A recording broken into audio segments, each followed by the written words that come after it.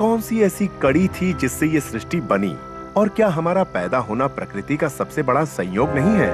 कहते हैं कि इस ब्रह्मांड में मौजूद हर चीज 13 अरब साल पहले सिर्फ शून्य से पैदा हुई थी, पर फिर भी ब्रह्मांड ने इतना बड़ा आकार ले लिया कि उसकी कोई सीमा दिखाई नहीं देती, बजाय इसके कि वो एक छोटे से बुलबुले जितना फूलकर गायब हो जाता है। और इसकी वजह है एन। एन एटम के अंदर की ताकतों से ताल्लुक रखने वाली एक बहुत बड़ी संख्या है। अगर ये संख्या थोड़ी छोटी होती तो ब्रह्मांड के जिस रूप को हम जानते हैं वो हो ही नहीं सकता था। और फिर सूरज भी तो है, वो भी बिल्कुल सही आकार का है। वजन है 20 अरब खरब टन। अगर ये थोड़ा छोटा होता तो हम ठंड से जम जाते, और अगर थोड़ा सा भी बड़ा होता तो जीवन का विकास होने से पहले ही सब कुछ जल चुका होता। और सूरज से पृथ्वी की दूरी भी बिल्कुल ठीक है। अगर ये कुछ और दूर होती तो बृहस्पति या शनि की तरह गैस का एक गोला बनकर रह जाती, और अगर कुछ नजदीक होती तो बुध और शुक्र जैसे ग्रहों की तरह जलती रहती।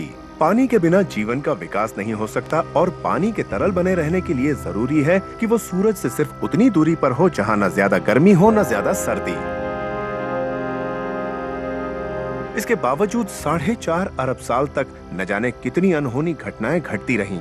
किसी आदिम युग के तालाब में कार्बन पर आधारित कुछ मॉलिक्यूलों के एक साथ मिलकर जीवन पैदा करने की संभावनाएं इतनी कम थी कि सिर्फ उसी में 1 अरब साल लग गए।